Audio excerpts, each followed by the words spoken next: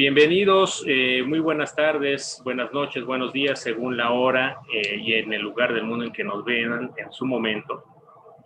El día de hoy pues vamos a seguir continuando este análisis sobre la ética y la ciencia en la pandemia por COVID-19, donde bueno pues ya hemos cumplido un año de estar en esta pandemia y bueno pues vamos a hacer un análisis, creo que es importante, desde una perspectiva filosófica, como es mi caso, soy filósofo de formación, con tres ejes fundamentales: la ética, la filosofía de la ciencia, y es por eso que hoy vamos a analizar la ciencia desde la perspectiva filosófica, que es la filosofía de la ciencia, y algunos toques de filosofía de la ciencia con lógica también, que iremos abordando esa combinación para ver qué nos puede aportar desde esta perspectiva filosófica el análisis científico de cómo ha sido el comportamiento o cómo hemos entendido la ciencia en esta pandemia por COVID-19.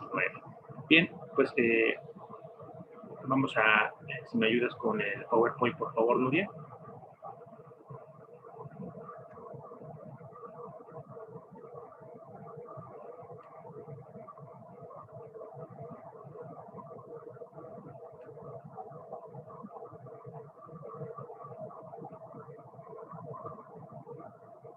Muy bien, pues aquí estamos, la ética y la ciencia en la pandemia por COVID-19. Pasamos a la siguiente, por favor. Para los que no lo conocen, en imagen, en foto, pues bueno, esta es la imagen del coronavirus, es la imagen que nos han presentado, la cual no se presentó de manera inmediata, sino también fue producto del análisis de la ciencia, de la investigación, y tampoco se tenían imágenes inmediatas sobre el coronavirus, pero conforme fue avanzando la pandemia se obtuvo esta imagen que, bueno, ustedes también pueden abordar algunos artículos ya de manera más puntual sobre directamente cómo se obtuvieron estas imágenes. Pasamos a la siguiente, por favor. Hubo una frase muy divulgada, muy conocida, que dijo el doctor Gattel, y que creo que es importante valorarla punto por punto, porque nos habla de cómo funciona la ciencia y cómo la idea de ciencia, a lo mejor que nosotros conocimos, con los cuales nos hemos formado, pues en parte es cierta, pero es mucho más compleja. Entonces la frase que decía el doctor Gattel en su momento decía: es un error metodológico suponer que solo lo que se ve existe, y al revés, que lo que no se ve no existe. Es una frase que se volvió muy popular, hicieron muchos memes de esto, pero es una frase muy importante porque nos menciona un poco cómo trabaja la ciencia. Nos habla de que, bueno, sí, efectivamente hay una parte visual, hay una parte empírica que importa a cómo se hace ciencia, pero también es cierto que no solamente la ciencia trabaja con aspectos que son visibles a lo humano o a la experiencia humana en términos más amplios, sino que hay otros factores que están involucrados a la hora de hacer ciencia. Pasamos a la siguiente, por favor. A partir de esta frase, entonces, quiero empezar a problematizar y que poco a poco vayamos profundizando sobre esta frase. En ese sentido, entonces, ¿qué cosas que no existen o qué cosas existen aparte de las que no se ven? Esto pareciera muy ingenuo o muy inmediato, pues sí, hay cosas que no existen, pero entonces, ¿cómo distinguimos de componentes que podrían decir metafísicos en un sentido negativo? Es decir, de lo que podemos decir un dibujo animado, un fantasma, un personaje literario, que pocas personas se atreverían a decir que forman parte de la realidad cotidiana y empírica, de otro tipo de entidades que tampoco son visibles, que las representamos, pero no son la representación, un punto muy importante, y que también forman parte de la forma, de la estructura, de los aspectos para hacer ciencia. Entonces, nos damos cuenta que existen otro tipo de entidades como los números, las letras, los planetas, inclusive no son visibles al ojo humano, no todos los planetas, si uno dice, bueno, ¿dónde está Urano? ¿No? Visiblemente a lo mejor no lo podemos ver, o ¿dónde está Mercurio? Entonces a lo mejor necesitamos de un telescopio, un buen telescopio, en ciertas condiciones también actuales. Sabemos que no es lo mismo ver el cielo en la Ciudad de México que en otra ciudad del mundo o del país, y todos esos factores influyen, pero estos elementos que son tan cotidianos en nuestra vida, y quizá por eso no tengamos tanta conciencia de que asumimos como algo real. Sin embargo, pues no son objetos que uno pueda ver, y sin embargo creemos que existen sin mayor problemática, ¿no? Y de ahí que podamos hablar de ellos en enunciados como el sistema solar tiene 8 planetas. Y eso, bueno, inclusive esta afirmación es, ahorita digamos, dirían que es verdadera, pero hace algunos años no, ¿verdad? Yo todavía me formé con que decían que eran 9 planetas, ¿no? Plutón era considerado un planeta, pero hace 200 años tampoco estaba ahí, ¿no? Es interesante el origen y el desconocimiento del planeta de Plutón. Para los que les interese la historia de la ciencia, pueden investigar ese tema de cuáles son los factores para que sea o no considerado Plutón un planeta. Pero bueno, ese es tema de otro análisis, pero bueno, se los hago notar. Pasamos a la siguiente, por favor. Entonces, nuevamente otra pregunta. ¿Hay cosas que vemos y podemos dudar de ellas?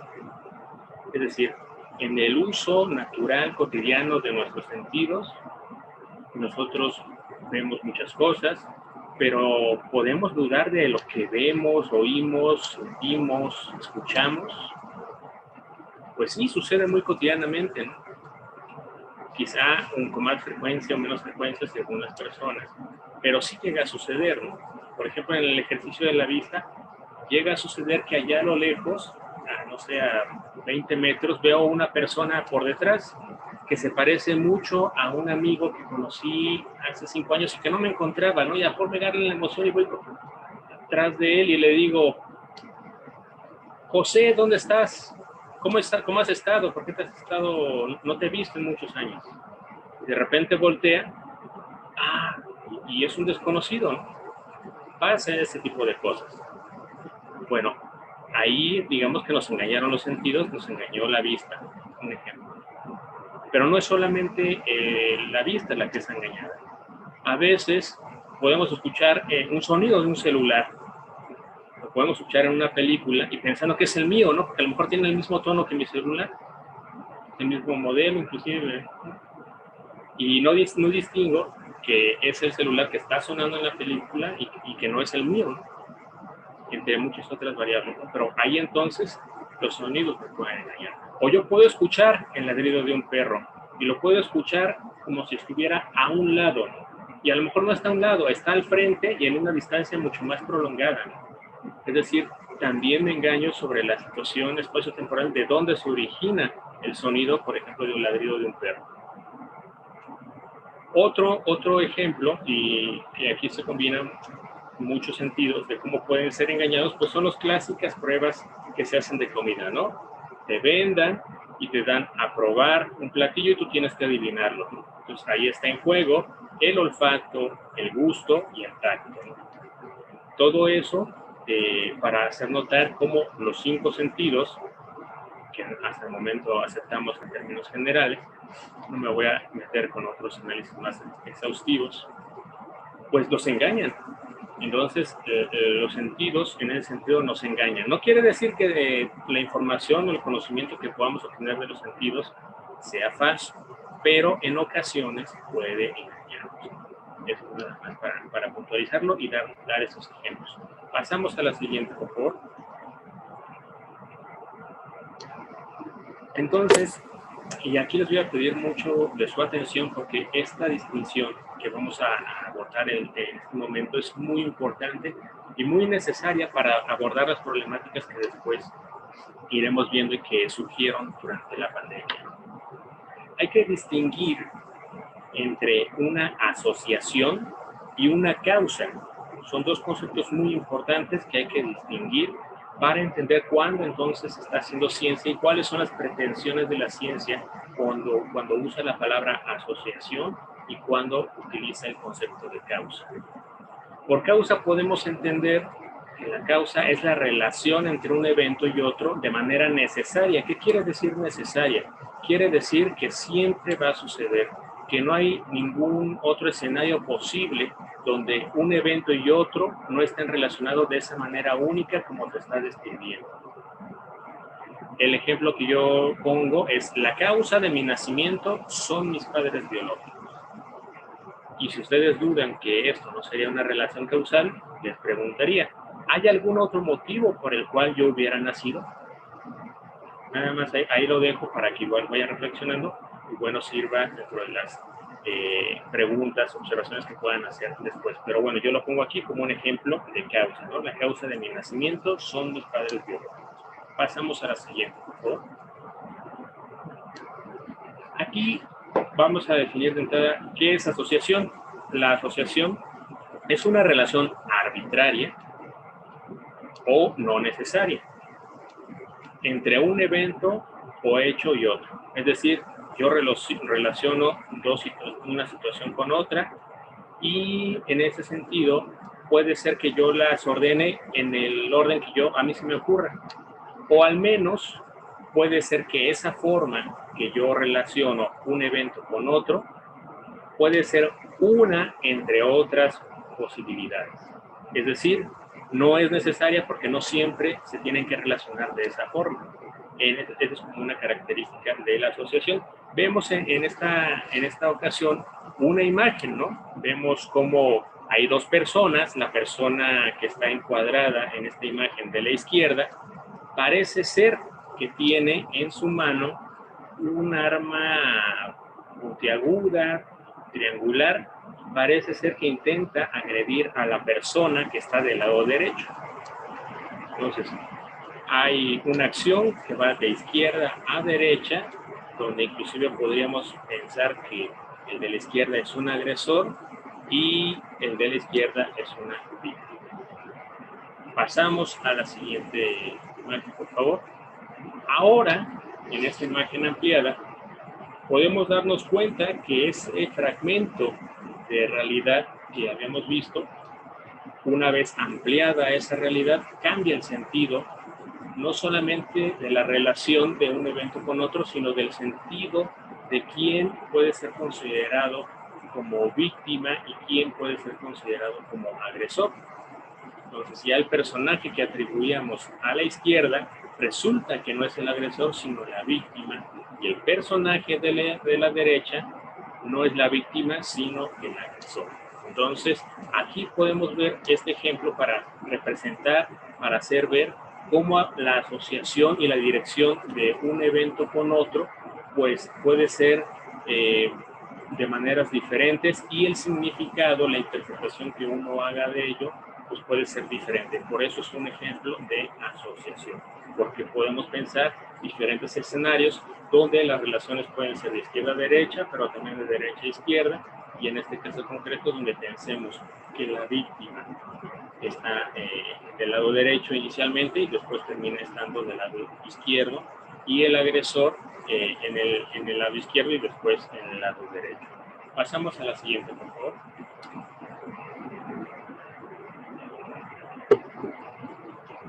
Muy bien. La ciencia, pues bueno, ha avanzado bastante. La ciencia, hay que hacer este hincapié, tal cual y como la conocemos, pues es producto del siglo XVI. Digamos que René Descartes es el gran paradigma de la ciencia como la conocemos actualmente. A partir de una pregunta de decirnos y simplemente de cómo sabemos si estamos soñando o estamos despiertos, a partir de tratar de resolver esa pregunta, llega a la conclusión de que el fundamento único y necesario de una certeza inamovible son las matemáticas. De ahí, para no hacer la historia tan larga, pues hasta la fecha, en este paradigma de qué sea la ciencia, normalmente se piensa que una ciencia, entre más matematizable, es más científica. Inclusive dentro del ámbito de los matemáticos y los físicos, se ve con cierta gradación el ejercicio de otro tipo de ciencias o disciplinas y se valora un poco en la medida de qué tan matematizada está esa ciencia o qué tanto carece de esa matematización para ser considerada una buena ciencia o que está en proceso de convertirse o no en una ciencia. Otra vez bajo ese esquema de lo que se considere ciencia desde esa propuesta inicial de Descartes hasta la fecha. Para ello, bueno, hago notar este punto porque pues ha cambiado la idea de asociación y de causa y normalmente para bien me parece que muchos artículos científicos ya no son tan atrevidos en el sentido de usar para cualquier explicación de cómo suceden las investigaciones científicas, de utilizar el término causa a cada instante, ¿no? Sino son más cuidadosos y solamente lo utilizan para cosas muy específicas. Y uno de ellos es el ejemplo que les pongo aquí, que es la frase: el consumo de guayaba está asociado con la prevención o cura de la gripa por su contenido de vitamina C. Es decir, aquí nos está mencionando esta frase que, bueno, hay una asociación. Acabamos de ver que una asociación pues es una relación arbitraria o no necesaria, y en ese sentido quiere decir que, bueno, si yo como guayaba, es posible que dentro de las consecuencias que pueda darse es que pueda haber un beneficio respecto de la prevención o la cura de la gripa, pero no está garantizando que de manera necesaria en todos los casos, en el 100% de los eventos que yo analice, va a hacer una reacción positiva el consumo de esta guayaba respecto de la prevención o la cura de la gripa.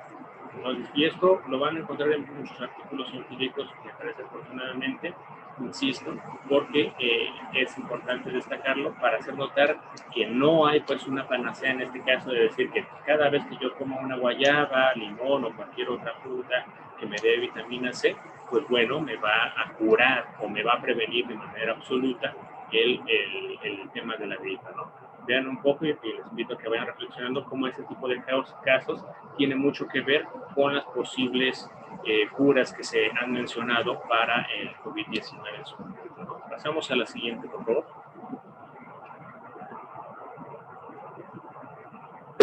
Muy bien. Vamos a analizar un caso que ha sido muy controvertido.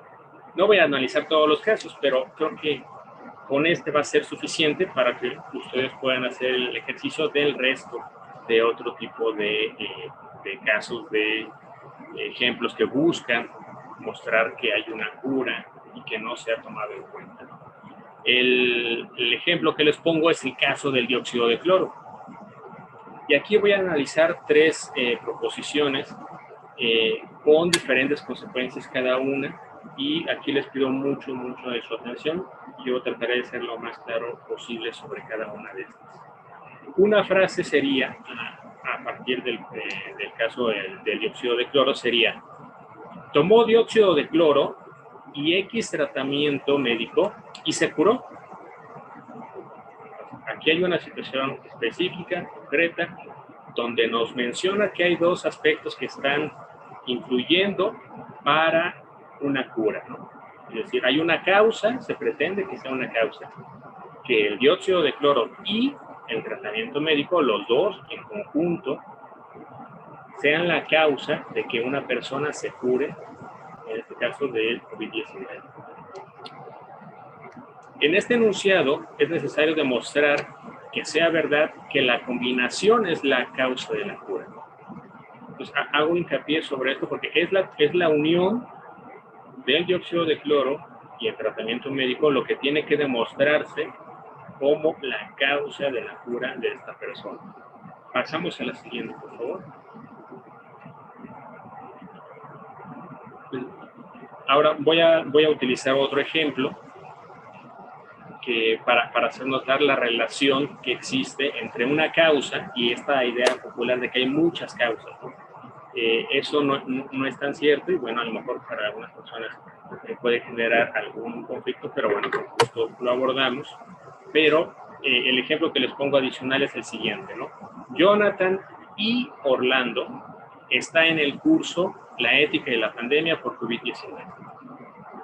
resulta que yo sí, efectivamente, soy Orlando, pero además resulta que yo también soy Jonathan. Es decir, Jonathan y Orlando refieren a la misma persona, soy yo y yo efectivamente estoy aquí en el curso con ustedes. Es decir, estoy dando dos elementos, dos aspectos que están en una misma persona. Y yo, digamos, en ese sentido, estoy aquí y soy la prueba, y hay dos elementos que están siendo valorados. Un poco como el ejemplo anterior, son dos aspectos que están presentados con la pretensión de ser la causa. En ese sentido, lo que quiero remarcar en primera instancia es que una causa puede ser compleja y seguir siendo una causa. En ese sentido, Jonathan y Orlando es una sola persona. Inclusive, imaginen que yo tuviera 10,000 nombres. Serían muchos elementos. O sería complejo el estar armando todo mi nombre de 10,000 nombres y seguir siendo una sola persona. Y sí puede haber muchos elementos. O bien no porque tuviera distintos nombres, sino porque voy complejizando a partir de características físicas, datos culturales, cosas que describan quién soy yo y seguir siendo yo.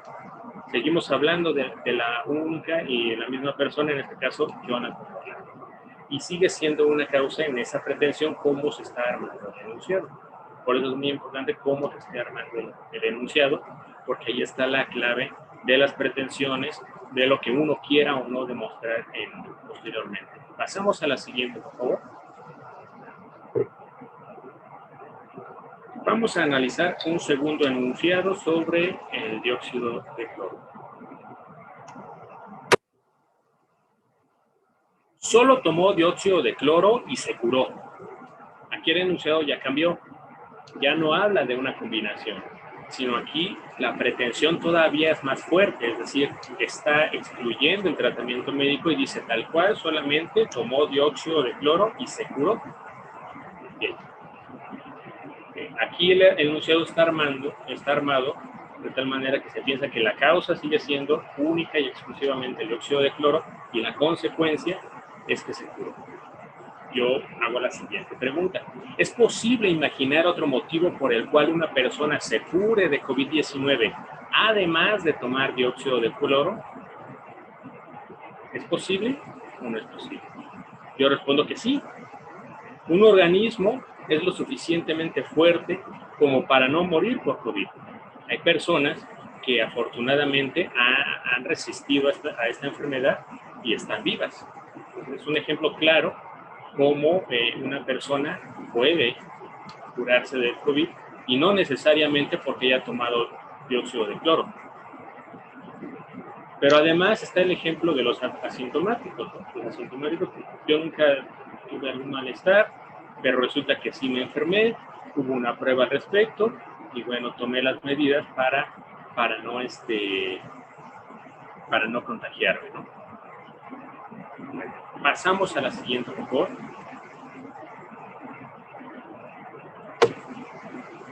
Orlando, ¿puedo preguntar algo?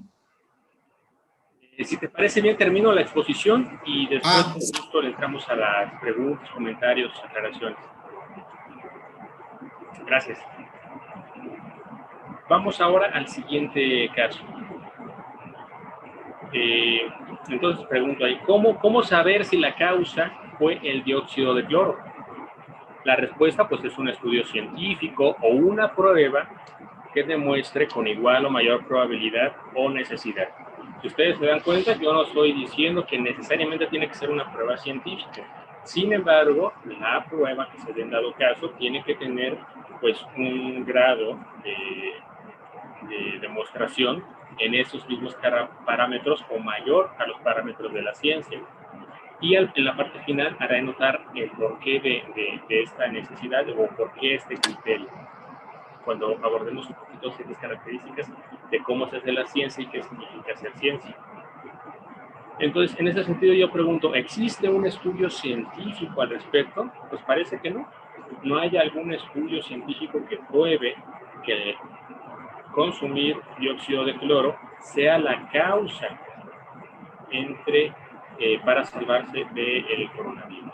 no se conoce aún en un estudio ahí al respecto, o una prueba contundente al respecto. Pasamos a la siguiente. El tercer enunciado sobre el caso del dióxido de cloro. Ha tomado dióxido de cloro y no se ha enfermado. Es decir, aquí la pretensión no es de cura, sino de prevención. Hay que tomar dióxido de cloro porque de esta manera vas a evitar que te dé coronavirus. Ha tomado dióxido de cloro y no se ha enfermado. Bien. La pregunta es entonces, ¿es posible imaginar otro motivo por el cual una persona no se enfermó de COVID además de tomar dióxido de cloro? Esa es la pregunta. Mi respuesta es, una persona que no enfermó porque tomó las medidas de distancia social y buena higiene, simplemente pues no se enfermó. Es posible imaginar ese escenario, ¿no? No, es decir, la causa no es que haya tomado dióxido de cloro y que por eso no se haya enfermado, simplemente porque podemos imaginar que hayan sido otros los factores que hayan derivado en que no se haya enfermado esta persona del coronavirus. Hago hincapié en estos casos porque si mencionamos que en el concepto de causa tiene que ser necesario que se cumpla siempre, en cada momento, en cada instante, cada vez que pensemos en algún ejemplo, cuando uno asocia un evento con otro, pueden ser muy variables las combinaciones que uno pueda pensar. Por eso esta distinción tan importante entre la causa y la asociación. Pasamos a la siguiente, por favor.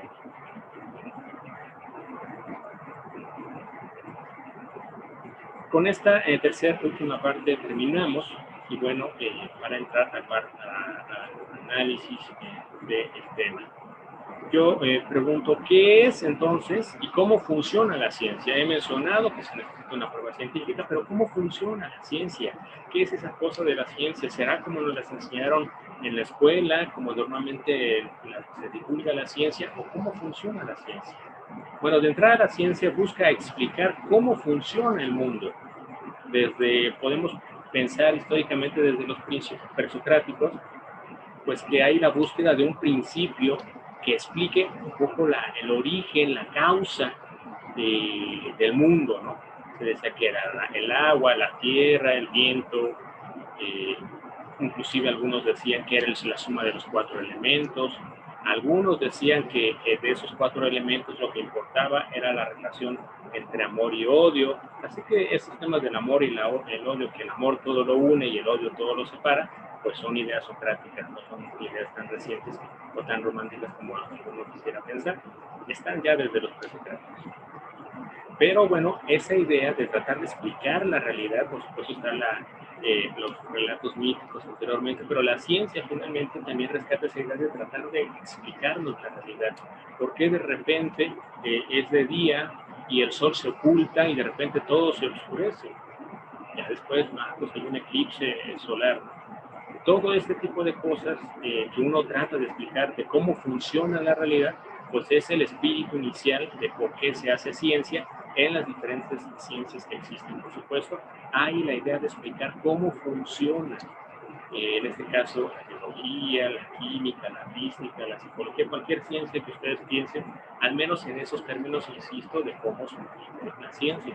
Sabemos que en las profesiones ese paradigma no es el único, ni necesariamente es el más importante, y hay otros paradigmas de cómo entender el ejercicio de las carreras, pero no estoy hablando de eso, sino en esta idea de ciencia que nos está entendiendo actualmente.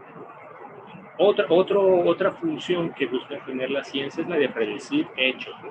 O falsearlos. Ahorita voy a explicar el segundo término. Predecir hechos, ¿no? Es decir, yo quiero saber si mañana va a llover.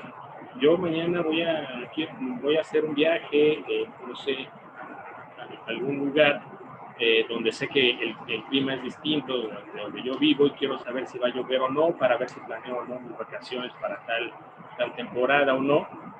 Y bueno, pues existen instrumentos que nos pueden decir sobre la probabilidad que hay o no de lluvia, qué tanto hay de humedad, cómo está el clima, la temperatura, etcétera, etcétera.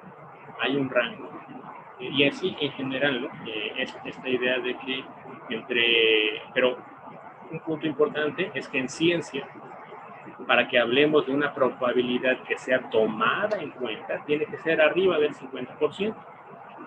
¿Por qué tendría que ser arriba del 50%? Pues muy sencillo, porque si no, no sería ciencia. Del 50% para abajo, realmente no hacemos ciencia. 10, 20, 30, 40%. 50% es un volado, ¿no? Agarramos una moneda y que va a caer sol o águila. Es un volado, ya no es ciencia. Pues tiene que ser arriba del 50% para ser considerado ciencia, ¿no? Otro de los aspectos que son tomados en cuenta. Otro punto, decía el punto de falsarlo. En las investigaciones de cómo se hace ciencia, algunos filósofos de la ciencia, algunos lógicos, se han dado a la tarea de investigar si realmente solamente el razonamiento de un médico, de un investigador, a la hora de hacer un diagnóstico o una investigación, es solamente la repetición de hechos, la suma de casos suficientes para a partir de ahí decir que se tiene una muestra representativa y decir que, bueno, entonces se ha probado suficiente para decir que hay, que hay una asociación o que hay una causa o una probabilidad de tal porcentaje, según sea el caso. Pero se hace ver que también normalmente las personas que están involucradas en esos temas tienen un pensamiento más que tiende a falsar, es decir, pensemos en unas teorías como la psicología, que a veces hay teorías antagónicas. Voy a ponerlo en términos muy simples: conductismo y psicoanálisis paradigmáticamente se contraponen, y cada uno de las teorías va a dar ejemplos a favor de por qué sí funciona esa perspectiva teórica. Entonces imaginen que bien, pues, yo tengo 100 casos que prueban que mi teoría es buena. No, yo pongo 150 casos, no, pues yo ya hice más casos y ya de ahora tengo 300, no, ahora yo tengo 500, y así nos vamos y entonces la pregunta es, ¿cuál es el criterio para decir que tengo los casos suficientes para probar que mi teoría realmente es buena? Entonces de ahí la necesidad del criterio de falsar una teoría, donde lo que se va a buscar es no tanto casos que prueben mi teoría, sino casos que intenten destruir mi teoría y que la teoría se siga manteniendo a pesar de todos esos intentos de refutar la teoría. Es decir, la teoría se vuelve más fuerte en tanto que ha resistido las críticas, los intentos de refutación que ha tenido. Eso significa que ha pasado por un proceso, pues, de falsación. Entre más se ha intentado falsarla y no se ha logrado, más fuerte es esa ciencia, ¿no? De ahí podemos retomar la frase clásica de Nietzsche, de que lo que no mata a la ciencia en este caso, la hace más fuerte. Otro punto importante: la ciencia busca resolver la mayor cantidad de problemas de una teoría con respecto a otra. Les pido que regresemos al punto de Plutón.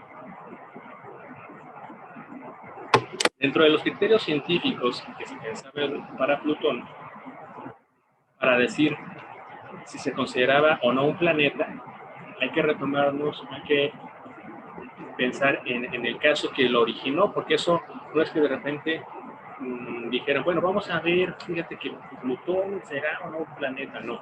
Lo que detonó esta problemática es que se estaban haciendo investigaciones para que en vez de 9 planetas tuviéramos 10 planetas. Iba a ser el planeta China. Pues había investigaciones, todos los científicos estaban muy interesados ahí, porque entonces la novedad era que íbamos a tener un planeta más en el sistema solar. Bueno, esas investigaciones de los científicos decían, bueno, pues fíjate que las características bajo las cuales estamos definiendo un planeta y que hicieron que se incluyera a Plutón y que abren la puerta para que se incluya a China, pues abrirían la puerta también para que se incluyeran otros 25. Es decir, haría más problemática, más compleja la descripción de lo que es el sistema solar.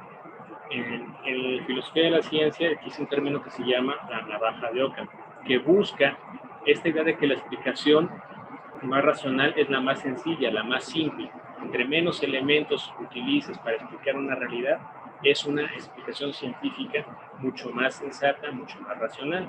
Entonces, en este sentido, el criterio racional científico decidió que en vez de sumar otros 25 planetas, pues se decidió que Plutón, dado que sus órbitas alrededor del Sol no estaban tan claras, entre otros puntos, pues iba a ser un punto importante para decir que Plutón ya no iba a ser considerado planeta.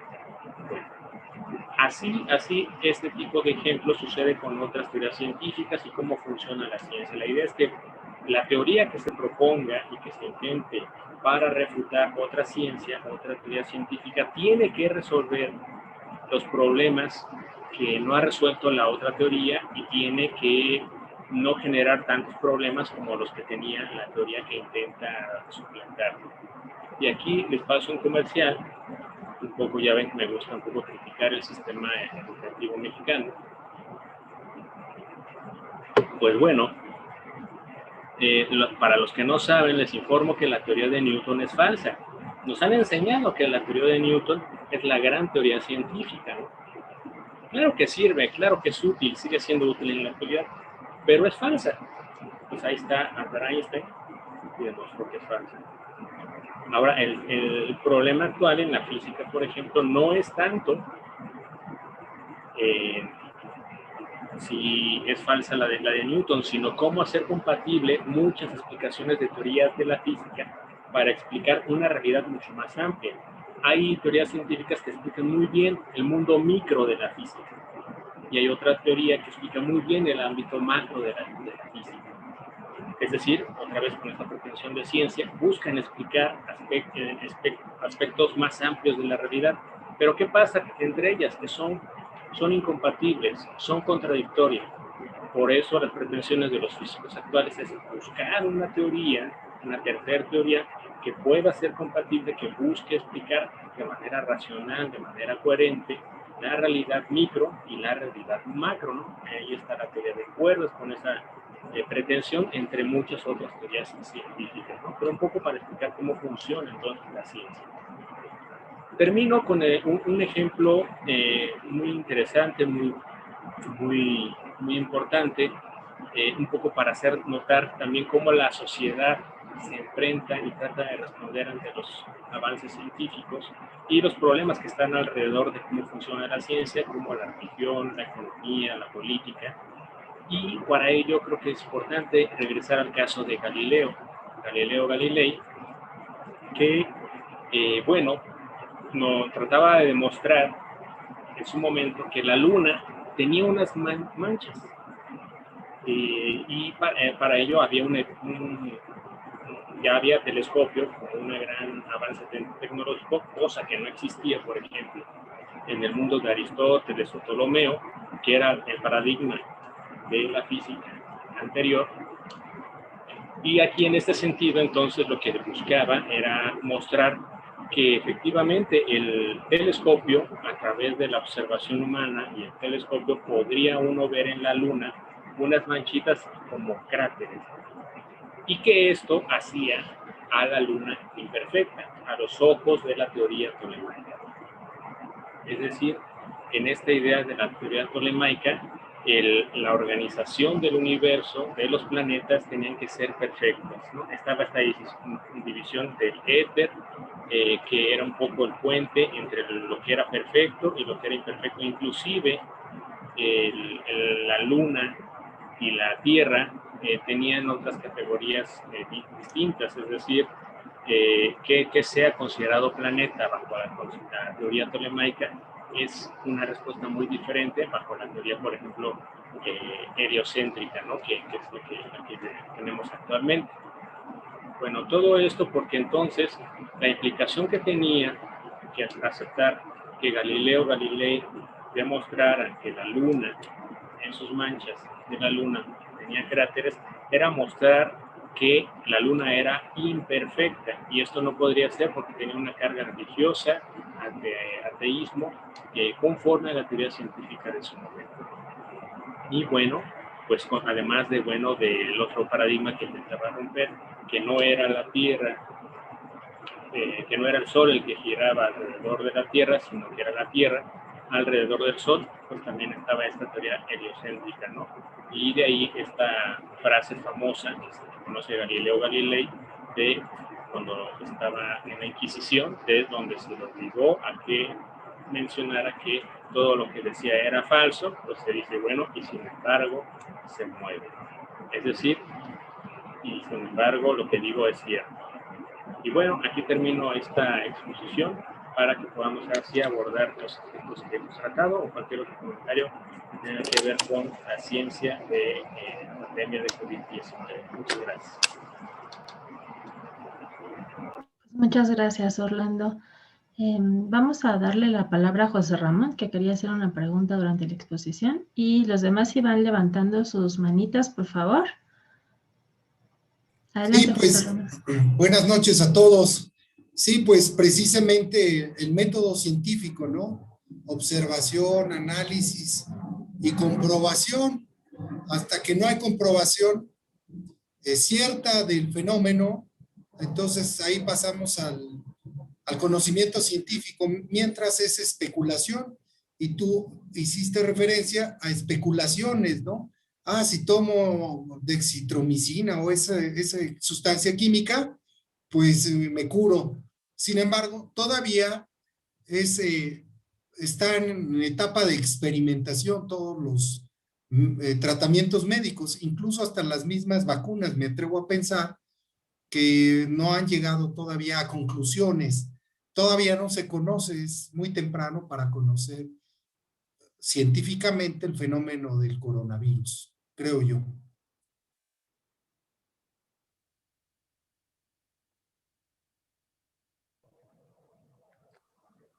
Sí, muy interesante esto que comentas, porque nos lleva a la pregunta de cuáles son los procesos o protocolos para hacer ciencia y los tiempos, ¿no?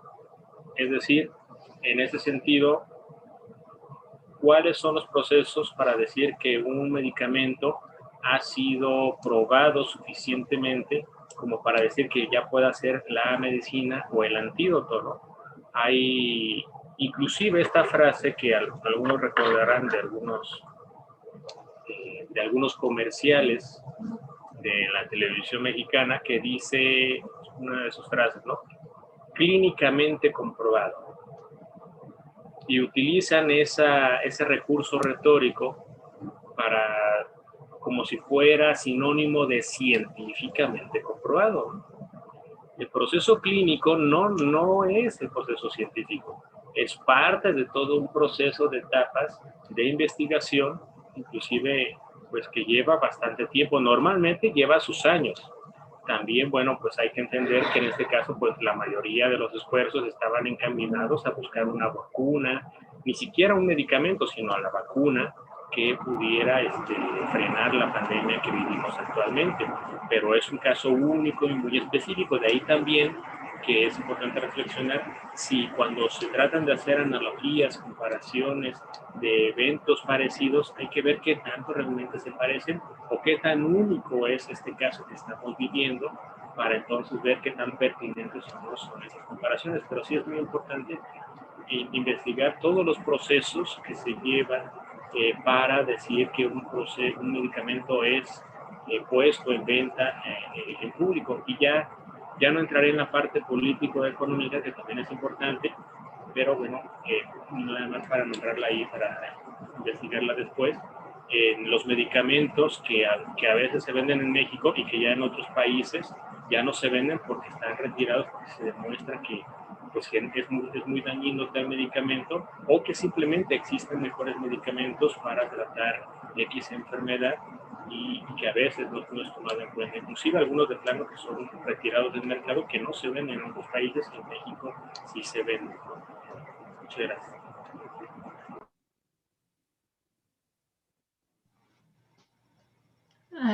Adelante, Andrés. Sí, Orlando, gracias por la exposición. Oye, una pregunta, no sé si entra exactamente en esto, es lo que es todas las críticas las críticas a la ciencia en auge o sea, la descreencia hacia la ciencia, que en este caso del coronavirus, pues tiene que ver con algo que siempre ha estado hacia las vacunas, no me lo creo, pero todo este auge irracionalista de cuestionar la ciencia absolutamente, pues todo lo de la Tierra es plana, todo es opinión, nada es demostrable, en fin, un poco esto pues que está en auge, pero además sí afecta directamente lo que está pasando hacia la pandemia, ¿no? Porque es, bueno, pues yo no creo en esto y tú crees en esto, pero todo es opinable, mi opinión vale tanto como la tuya y quién me demuestra a mí que la Tierra no es plana, ¿no? Por ejemplo. Entonces, como que se está viviendo ese ambiente y pues yo hace años eso no podría, o sea, la ciencia se respetaba, digamos, ahora pues no, entonces supongo que vale cualquier cosa, ¿no? Y está afectando a una realidad concreta, a un momento concreto que es este de la pandemia. Un poco, ¿qué comentarías ahí? Sí, gracias Andrés por tu observación. Muy interesante esta idea de las creencias, las opiniones y los antagonismos que hay, ¿no?, sobre la ciencia en general, la posibilidad de descreer sobre la vacuna. Ese tema lo trataré de abordar más específicamente en la siguiente sesión, pero sí quiero hacer notar que cuando alguien diga la Tierra es plana o cualquier otro tipo de afirmación, o inclusive estas afirmaciones que yo ponía como ejemplo, pues en el razonamiento lógico y en muchas otras áreas del conocimiento, como el derecho, se conoce muy bien que existe algo como la carga de la prueba. Es decir, si yo afirmo algo, la carga de demostrar que eso que yo estoy afirmando recae en quien afirma. Entonces, si yo lo afirmo, yo tengo que demostrarlo. No basta con decir no basta con decir es tu creencia y mi creencia, sino quien afirma tiene la obligación de demostrar aquello que afirma. Eso es algo muy, muy importante. Además de, bueno, del espíritu básico de la argumentación. Por supuesto que eventualmente, muy cotidianamente, de hecho sucede, que yo me puedo encontrar con una persona que tenga una creencia distinta o inclusive tal cual, así directamente opuesta a la mía. Pero eso no es un inconveniente, no es un problema. Los desacuerdos son normales, naturales. Lo importante es qué argumentos vamos a dar para demostrar mi posición y la posición contraria, y cuál es el argumento que mejor se sostiene. Un poco en ese sentido también, al menos en principio, es el espíritu de la misma ciencia que busca demostrar cuál es la demostración más adecuada, pues la que explique mejor la realidad, la que se sustente mejor, la que a un intento de refutación se siga sosteniendo, entre otros criterios. En ese sentido, quien afirme entonces que la Tierra es plana tiene que dar una serie de argumentos, de demostraciones de diferente tipo quizá, porque la demostración se puede dar en distintos niveles, en un sentido lógico, matemático, de argumentación, lingüística, de hechos empíricos, entre otros tipos de argumentaciones que existen, pero ya no me voy a meter a detalles sobre eso, simplemente que tiene que haber una argumentación de aquello que uno afirma. De igual manera, lo que sucede es que a veces en ciencia, efectivamente, pues en un momento se creía que todo lo que hacía la ciencia estaba bien y era un poco como algo parecido como la religión misma, ¿no? Lo dice la ciencia y entonces ya nadie puede cuestionarla, nadie puede dudar de ella. Pero por el contrario, un espíritu científico, un espíritu crítico, un espíritu que está cuestionando sobre todo el proceso de la investigación, de cómo se hace la misma ciencia. Entonces cualquier científico o científica en ese sentido, pues tiene que tener la mejor disposición cuando se le cuestione, cuando se le pidan pruebas, porque estamos en el terreno propio de la ciencia que se dice ser pues uno de los pensamientos más críticos que existen en la actualidad y en que ha desarrollado en general los seres humanos, ¿no? En ese sentido, pues es muy, muy importante que también la ciencia, si bien no vamos a descreer de ella, pues sí también creo que ha habido un avance en ese sentido de no creer que todo lo que diga la ciencia pues es verdad, porque hay eventos históricos, ¿no? Que prueban esto, ¿no? Les acabo de decir anteriormente que pues, la idea de que Newton de la gravedad, este ejemplo que nos enseñaron en la secundaria, y inclusive en otros ámbitos académicos, pues es una teoría falsa. Ahora, ¿qué quiere decir? ¿Que la ciencia no sirve? No, sí sirve. Simplemente que pues hay que tener claro cuál es la teoría vigente, cuál es la teoría que se demuestra mejor en la actualidad. ¿Por qué era falsa la teoría de Newton? Por una relación muy, muy íntima que tiene la física y hasta la fecha la tiene con las matemáticas. Y tenía que ver con la geometría de Euclides y con esta idea de las paralelas. Uno de los axiomas de la geometría de Euclides es sobre las paralelas, que pues, son rectas. Después, por ahí, investigaciones de fines del siglo XIX, del siglo XX, se demuestra que el espacio es curvo. Eso tiene implicaciones muy fuertes en la física de Newton, entre otras cosas, por eso llega a ser falsa. Actualmente los matemáticos saben que existen un montón de otras geometrías que se llaman no euclidianas. Y un poco para ejemplificar esto, la idea de los triangulitos que nosotros conocemos, que da la suma de 180 grados, pues es solamente posible en un esquema de geometría euclidiana.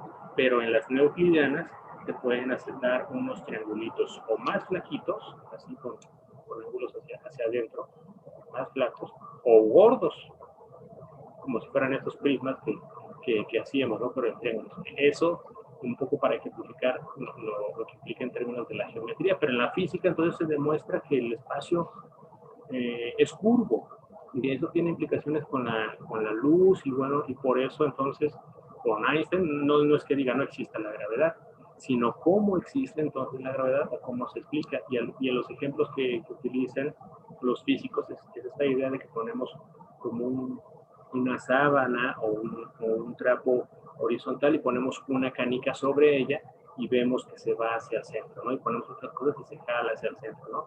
Un poco para explicar cómo funciona el espacio curvo, cómo poder explicar entonces estas relaciones de rotación y traslación entre en el sistema solar. Pero bueno, eso demuestra entonces que una teoría que en un momento fue considerada como verdadera, en otro momento no fue considerada como verdadera. Esto no quiere decir que la ciencia sea un conocimiento falso, ni tampoco quiere decir que la ciencia es el conocimiento único y que no se le debe educar, sino que en el proceso científico lo más natural es cuestionarlo y siempre ponerse a prueba constantemente en el objetivo de explicar mejor la realidad en que vivimos, sea la física, las matemáticas o cualquier área de la acción humana. Gracias. Muchas gracias. ¿Alguien más tiene alguna pregunta o algún comentario que hacer? Adelante. Primero Héctor y después Andrés. Mejor dejo al compañero Andrés. A ver, adelante Andrés. No, gracias. No, yo solo si puedes explicar un poco más lo de falsar falsar un poco, sí, que solo es una petición, ¿no?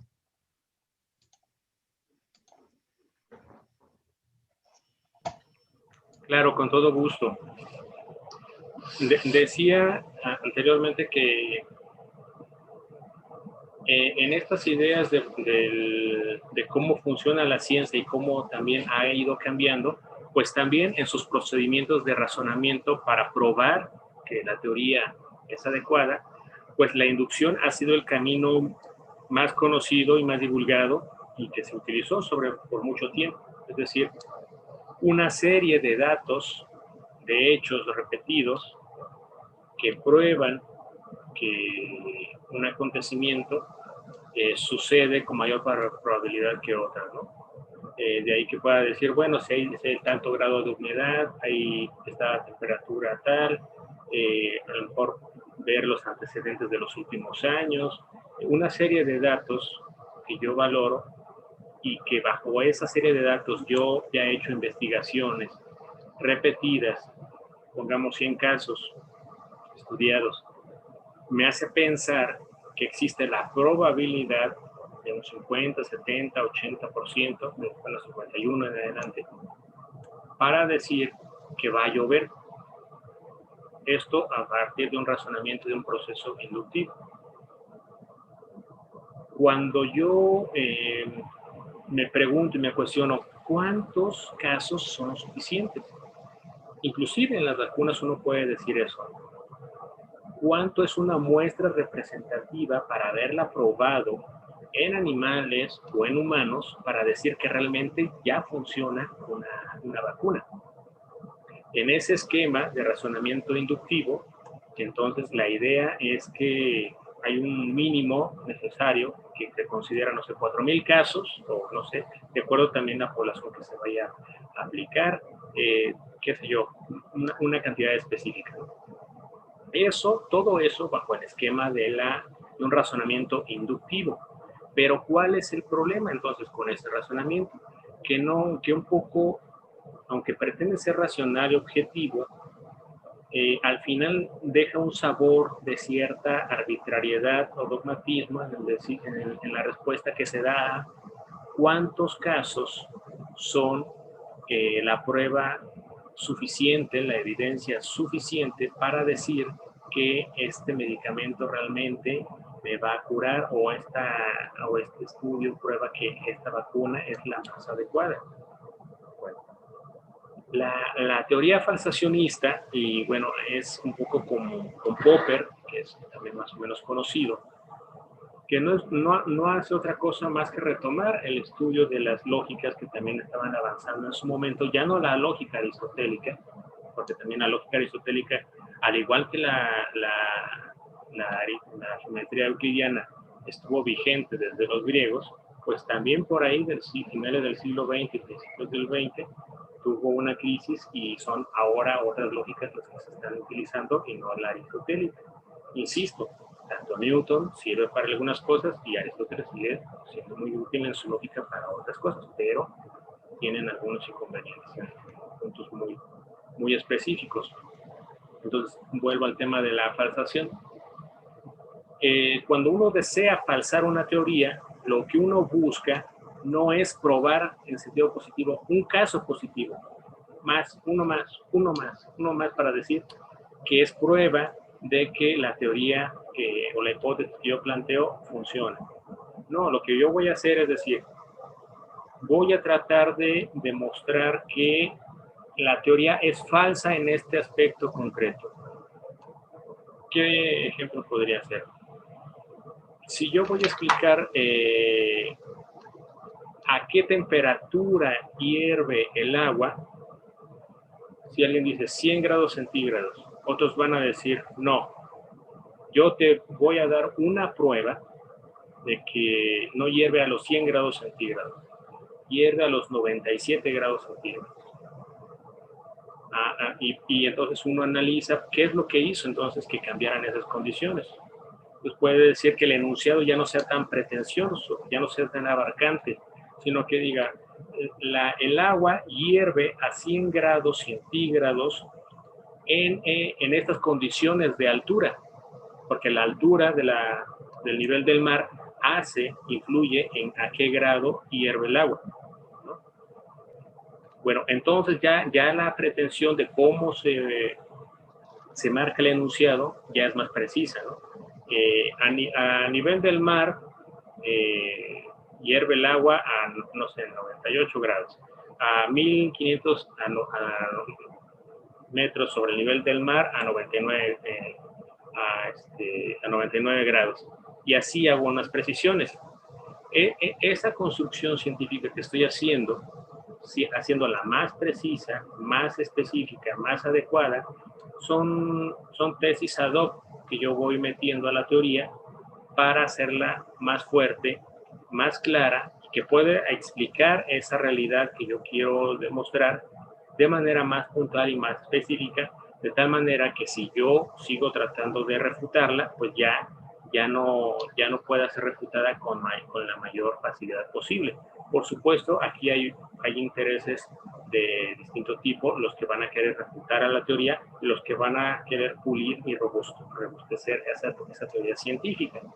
En ese sentido, este razonamiento, ese tipo de pensamiento, sirve también para analizar un poco, pues, cómo ha sido el proceso de la vacuna, de la creación de la vacuna, todos estos procesos, qué tanto se ha falsado. Insisto, porque en este tema de la falsación, porque Hay investigaciones actuales en la UNAM de los grandes lógicos que están también ahí, los grandes filósofos de la ciencia, y que analizan cómo razona un médico normalmente en el momento de hacer un diagnóstico.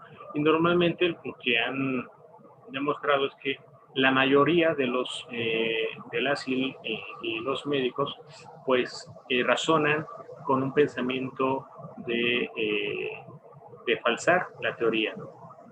Es decir, llega un paciente y dice, me duele el estómago, me arde el estómago, y pues quiero que me cure. Así de entrada, muy simple puede llegar un paciente, ¿no?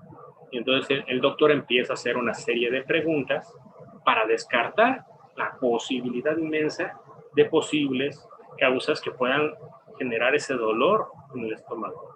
El dolor puede ser por muchas causas, pero entonces voy a hacer preguntas como parte de este mecanismo para descartar cuánto tiempo tiene con este dolor, en qué parte específica le duele, cómo describe este dolor, etcétera, etcétera. Después puede pasar a otra faceta donde yo voy a ver que si me quedan como 5 posibilidades de enfermedades, pues voy a jerarquizarlas en orden de importancia de qué tan grave puede ser para atentar a la vida del paciente, ¿no? Entonces, bueno, voy a hacerle estudios para descartar un cáncer, para descartar alguna enfermedad muy importante que en tiempos de atención pues requiere un diagnóstico rápido, ¿no? Entonces, ese tipo de criterios para decir esto no, esto no, esto no, esto no. Entonces, mis preguntas, mis estudios, mis análisis, mis inferencias que estoy haciendo como médico no van para tratar de probar que yo estoy cierto en mi diagnóstico de que seguramente esto solamente es una gastritis, sino para probar que no son otras enfermedades de entrada.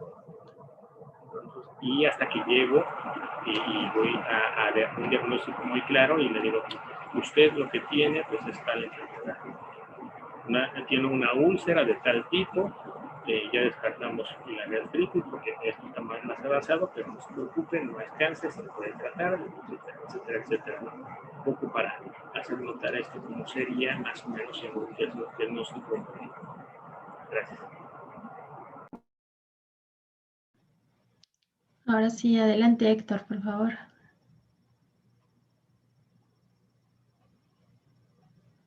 Tu micrófono. Perdón, sí, gracias. Orlando, muy interesante tu exposición, la verdad, muy provocativas las preguntas. Y bueno, voy a tratar de ser breve porque a cada una de las cosas que comentaste me venían muchas ideas, ¿no? Sobre tu parte inicial, ¿qué cosas existen aparte de las que se ven? Y bueno, y tú mencionas allí sobre el sistema solar y los 8 planetas. Recordemos que la ciencia, mucho de lo que tenemos ahora en ciencia, está basado en convenciones entre los seres humanos mismos. El concepto de metro, de segundo, de kilogramo, la definición de la velocidad perdón, del ampere, de las unidades del sistema internacional, pues han sido convenciones y aún seguimos el sistema internacional, seguimos con los griegos ahí, con su sistema inglés que ya ni siquiera los ingleses utilizan. Y entonces un poco la respuesta a esto de los 8 planetas también tiene que ver con eso. Los seres humanos hemos generado esta cultura científica también a base de convenciones entre nosotros. Esa sería una parte de la respuesta. Y ahora otra sobre lo que es lo que se ve y lo que no. Pues hay muchísimo que decir, ¿no? Porque efectivamente nuestros sentidos están muy limitados. Nuestros sentidos son muy limitados desde tan solo nuestros ojos, que son nuestros detectores de ondas electromagnéticas, detectan un rango muy estrecho de frecuencias. Lo que vemos tan colorido de un arco iris y todo lo bonito que podamos ver de un espacio, de un lugar, de un paisaje, realmente estamos captando una cantidad de frecuencias muy, muy estrecha, estamos muy limitados. Claro, todo esto tiene que ver con cuestiones adaptativas de nuestra vista, de esta detección de ondas electromagnéticas, y existen muchas más otras, tanto hacia abajo del rojo, del infrarrojo para abajo, hablamos de longitudes de onda mucho más grandes, de las de 700 nanómetros, hacia incluso pues los violetas, el ultravioleta y más arriba, que allá estamos hablando de las ondas ionizantes. Entonces, todo ese espectro de frecuencias no los detectamos con nuestra vista, lo podemos detectar un poco con nuestra piel, el infrarrojo, que es la sensación de calor, ¿sí? Pero hay muchísimas cosas que no podemos detectar con nuestra vista. Ahora no se diga el oído. En nuestro oído no podemos captar frecuencias más que entre los 20 hercios, 20 vibraciones por segundo, hasta los 20.000 hercios, 20.000 por segundo. Pero pues sabemos que hay animales que pueden captar sonidos ultrasónicos y otros que captan sonidos infrasónicos. Entonces, realmente nuestros sentidos nos privan de percibir la realidad en su totalidad. Ahora, otra cosa que también nos limita es nuestro cerebro mismo. Nuestro cerebro está diseñado para interpretar, para completar cosas de tal manera que los adapte para poder entenderlas dentro de sus constructos que ya tiene hechos. El ejemplo de lo más claro de eso, pues, por ejemplo, el cine. Cuando vemos una película en movimiento, bueno, imágenes en movimiento, nosotros sabemos que son una serie de imágenes, una secuencia, pero un tanto diferente una de la otra, y nuestro cerebro da un ordenamiento, y entonces yo veo una persona dando un paso, en la otra da el paso con el pie derecho, el otro con el izquierdo, con el derecho el izquierdo, y mi cerebro interpreta que estoy viendo a una persona caminando. Entonces nuestro cerebro tiende a completar. Otro ejemplo ahí muy claro es esto de que ponen ahí palabras que parecen signos inconexos, pero detrás de esos simbología deducimos o podemos leer alguna frase, alguna palabra, ¿no? En vez de una letra A nos ponen un número 4, por ejemplo, no sé si han visto ese tipo de ejercicios, ¿no? De efectos visuales e intelectuales. Bueno, es que nuestro cerebro está acostumbrado a completar para adaptar las cosas y poder entenderlas. También de allí viene la tendencia de nosotros, seres humanos, a crear estereotipos con respecto a la gente que conocemos, ¿no? ¿Qué es lo primero que hacemos cuando conocemos a alguien y la oímos con un acento diferente, que de dónde eres? Y ya de entrada te dice, pues soy de tal lugar, de España, no sé, pienso en Andrés, ¿no? Y digo, y de España, y pues que es de Castilla, pues entonces ha de comer fabada, ¿no? Y ya me empiezo yo a hacer acá una idea, porque tengo la tendencia a eso, a tratar de completar ese universo que ya tengo previamente estructurado en mi mente y tratar de adaptar a esta persona o esta persona nueva que estoy conociendo dentro de esos constructos, ¿no? Otro ejemplo es de estas limitaciones, pues por ejemplo el MP3, ¿se han oído hablar del MP3? Los archivos estos comprimidos de sonido. Lo que pasa es que han hecho ahí los alemanes con esa tecnología, eliminaron todas esas frecuencias que están fuera de esos rangos de 20 a 20.000 hercios, que son, digamos, basura, por así, digámoslo así, y entonces quitan toda esa información, todos esos bits, y logran hacer un archivo mucho más comprimido. Y entonces, pues de ahí surge esa tecnología, aprovechándonos de eso, ¿no? Pues que nuestros oídos, nuestros receptores de ondas mecánicas, no perciben también todo el rango de sonidos que existen. Eso es solo un par de ejemplos en cuanto a la percepción, que yo creo que puede ser interesante para los compañeros antropólogos o psicólogos. Y respecto a la parte esta de la interpretación, bueno, la asociación y la causalidad, bueno, estas limitaciones físicas que tenemos y fisiológicas, evolutivas, pues nos llevan también a la interpretación. De hecho, mira, en la física más reciente, lo que es la mecánica cuántica, hay una tendencia hacia una hermenéutica con un enfoque más hacia lo idealista, no tanto lo materialista. Recordemos esa diferencia entre que para el materialismo, bueno, la realidad existe aunque nosotros no la percibamos, ¿no? Y si se cae un árbol en el bosque, va a hacer ruido aunque yo no esté allí presente. En cambio, la visión idealista, gracias. la visión idealista pues dice, no, pues la realidad es porque como nosotros la percibimos, y a lo mejor esa realidad también es un acuerdo entre muchas personas de que el color rojo de una camiseta es eso, es color rojo, ¿no? Pero bueno, la tendencia ahorita en la mecánica cuántica, por ejemplo, es eso, una tendencia un tanto idealista, porque, por ejemplo, se habla de fenómenos físicos como el de los experimentos de rendija para hacer pasar electrones, donde cuando tú no estás viendo el fenómeno, obtienes un resultado, pero cuando tú lo estás observando, los electrones como que se dan cuenta que los estás viendo y hacen otra cosa, totalmente distinta, ¿no? Entonces, es muy interesante lo que está pasando ahí en la mecánica cuántica y, bueno, esta parte de la interpretación. Nuestro cerebro interpreta y entonces también en la ciencia también hacemos interpretaciones. Hay una hermenéutica sobre eso, ¿no? Bueno, sí, la asociación, esta parte de decir asociado y no causado, por ejemplo, lo de guayaba, la guayaba que está asociada a prevenir la gripa y no necesariamente es la causa que ayuda a prevenir la gripa, pues yo creo que también tiene una parte ahí detrás de trasfondo de tratar de ser más precisos con la ciencia, ¿no? A la hora de hablar, ¿no? No es lo mismo que yo diga, eso lo causa, a esto está asociado con este otro efecto, ¿no? Entonces, yo creo que de alguna manera está relacionado eso. Luego, sobre la prueba científica, bueno, para que una prueba sea científica no basta hacer una sola prueba, hay que hacer muchas. Tiene que haber un factor de repetibilidad en un experimento científico. Y entonces, bueno, una prueba en ciencia, en la ciencia, al menos las ciencias duras como las conozco, como las conocemos, no basta. Tiene que haber repetibilidad, tiene que haber reproductibilidad. La comunidad científica debe ser capaz de reproducir esa prueba que yo haga o que yo afirmo que hice, ¿no? Estoy de acuerdo en cuanto a que la ciencia debe ser, una de sus misiones es poder predecir, entender cómo funciona no solamente el mundo, era la naturaleza en general y la necesidad de predictibilidad, esa necesidad que tenemos los seres humanos de predecir, porque entender ese funcionamiento también para nosotros es eso, ¿no? ¿Por qué la Tierra gira en torno al Sol? ¿Por qué la Luna gira en torno a la Tierra? Pues eso, el responder a esas preguntas para nosotros seres humanos son importantes, porque necesitamos tener una seguridad también, tiene ahí un elemento también supervivencial, ¿no? De supervivencia detrás.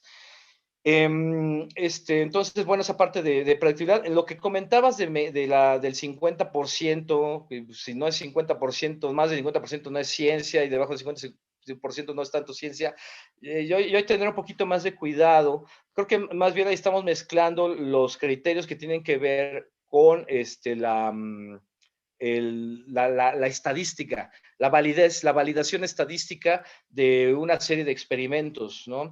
Y bueno, pues para eso también hay fórmulas de una muestra que tú tienes, bueno, hay fórmulas para calcular esa muestra, de esa muestra estadística, y bueno, en cuanto a decir que si algo tiene menos de 50% de probabilidad de suceder no es ciencia, ahí yo tendré mucho cuidado, porque la mecánica cuántica existen probabilidades de casi cero.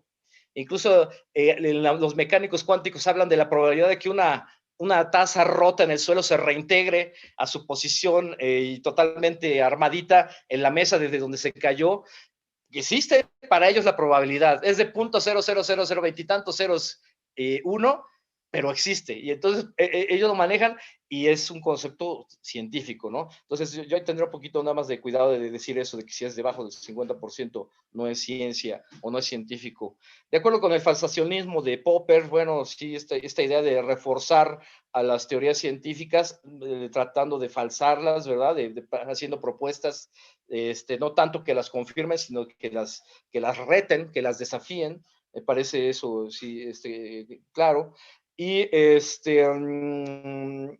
y sobre la teoría de Newton, sí, fue algo que creo que habría que modificar un poco bastante, eso de que la teoría de Newton es falsa. Hay que tener cuidado. Miren, la ciencia es algo dinámico. Desgraciadamente nos han hecho pensar que es más bien un científico y la gente de ciencia son los nuevos gurús la nueva religión, ¿verdad? La ciencia, la nueva religión. Y al contrario, la ciencia tiene que estarse realimentando continuamente, autocriticando continuamente para poder avanzar. Entonces, ¿qué ha pasado? Realmente lo que sucede con las teorías científicas es que van evolucionando. Ahí entra también un elemento, pues hasta darwinista, ¿no? De alguna manera.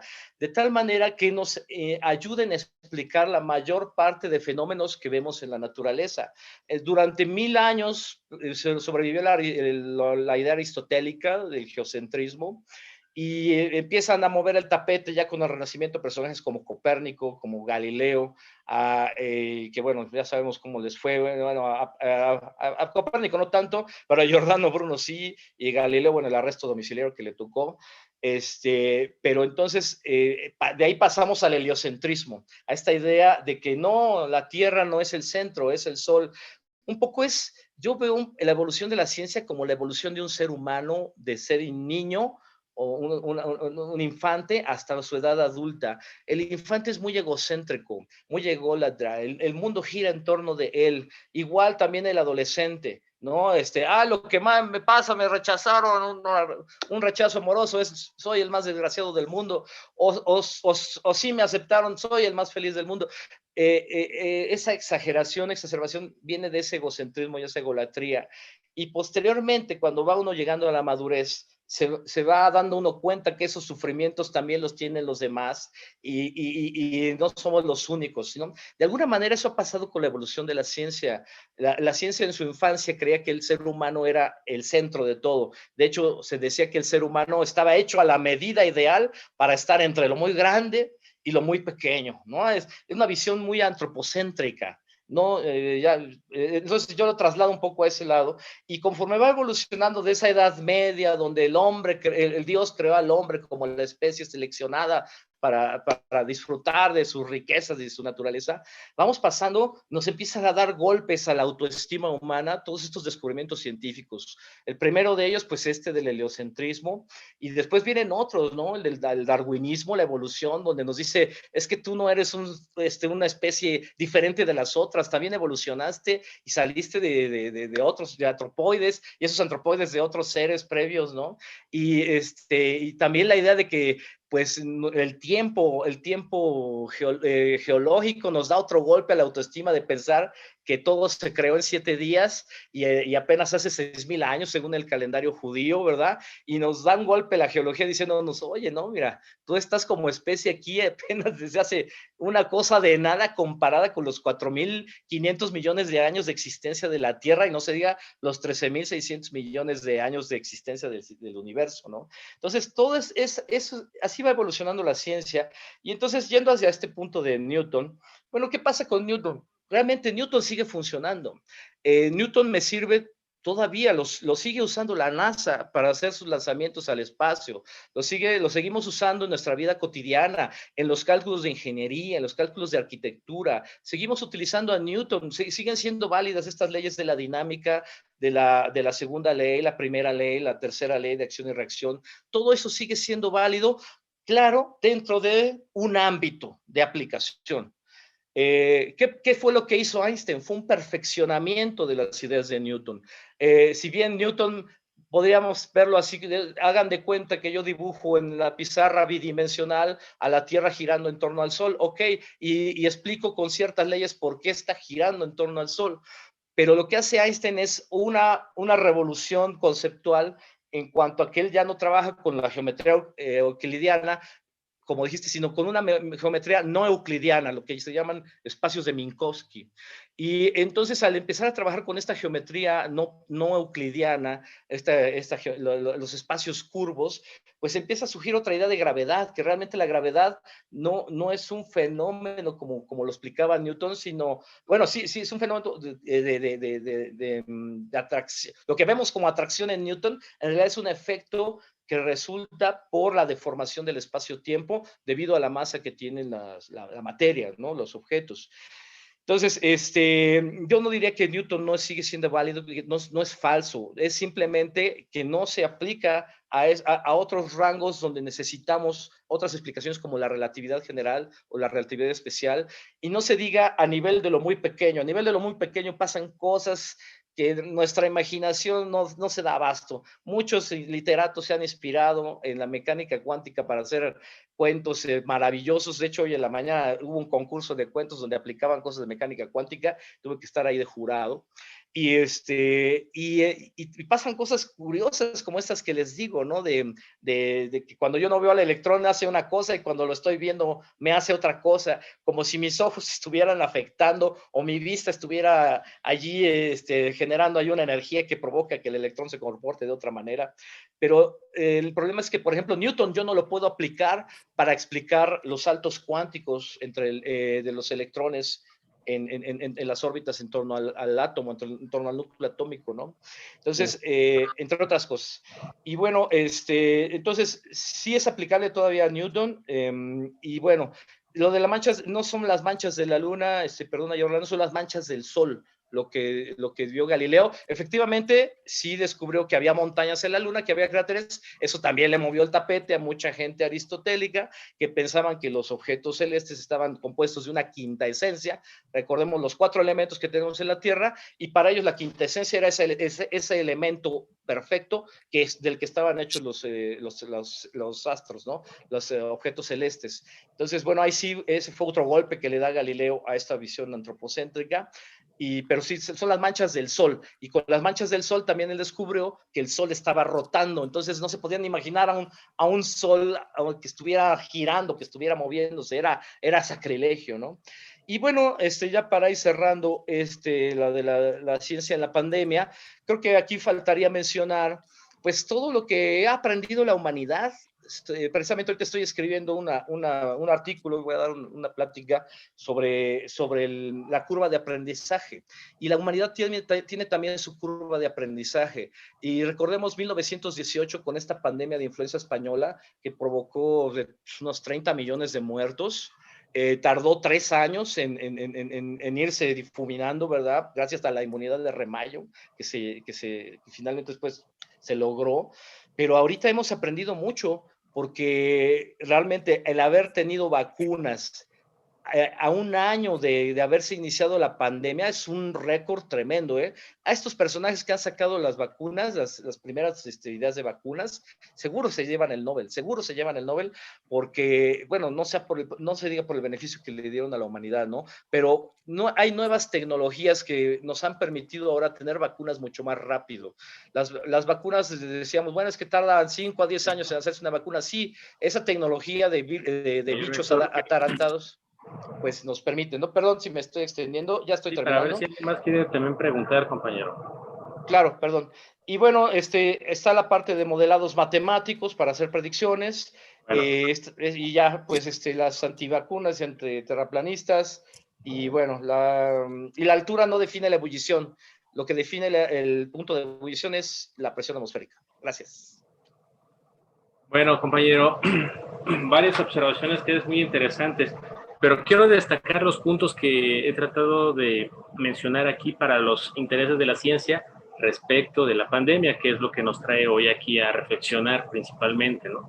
Por supuesto que hay otros temas que van saliendo alrededor, pero en ese tema específico de la ciencia respecto de la pandemia, pues lo que yo les he invitado es a reflexionar sobre esta distinción entre la asociación y la causa, porque creo que es muy importante cuando uno trata de pensar, bueno, y si este medicamento, este remedio casero, estas alternativas que me dicen que me pueden ayudar a curar, a prevenir la enfermedad, pues creo que es una herramienta bastante útil para poder discernir cuando realmente me están ofreciendo o dando buenas razones para que tal medicamento, tal tratamiento realmente me pueda ayudar, y hasta dónde me puede ayudar y hasta dónde no me puede ayudar. Eso por un lado en cuanto al concepto de asociación y de causa. Respecto del otro término del ejemplo que les puse en los 3 enunciados, mi objetivo es hacer notar cómo a veces es necesario pensar qué es lo que necesitamos para saber si tal afirmación es verdadera o es falsa. ¿Cuándo necesitamos quitar de esta idea de multicausalidad, de decir, bueno, tuve alguna enfermedad, bueno, usted qué comió la noche anterior, qué hizo la noche anterior, quitar un montón de factores que pudieron haber generado para encontrar la causa e insistir en esta idea que la causa, aunque pueda ser compleja, sigue siendo una causa. No puede haber esta idea de la multicausalidad.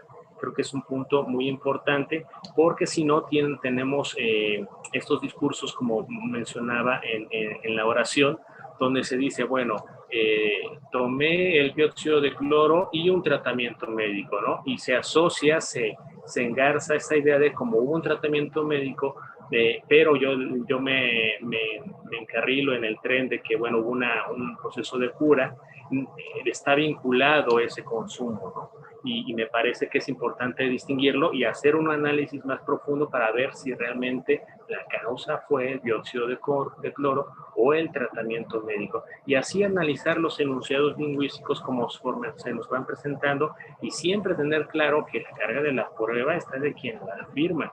Si alguien afirma que hay una cura, pues siempre uno está obligado a pedirle cuáles son las pruebas que tiene para afirmar tal proposición con tanta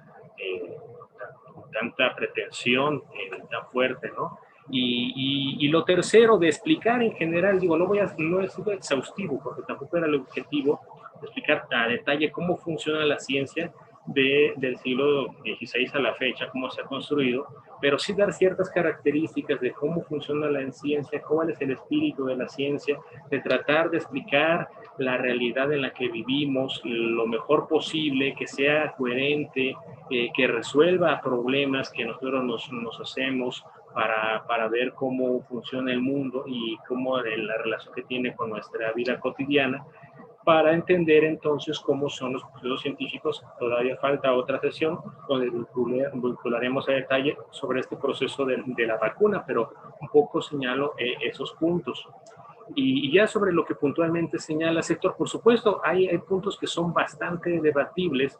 Lo que yo digo, por supuesto, no digo que sea un consenso de todas las personas, ni en los mismos filósofos, ni en los mismos científicos, ni en los físicos, ni en los ingenieros, ni en los matemáticos, pero es una postura que estoy dispuesto a sustentar en el caso de que sea necesario.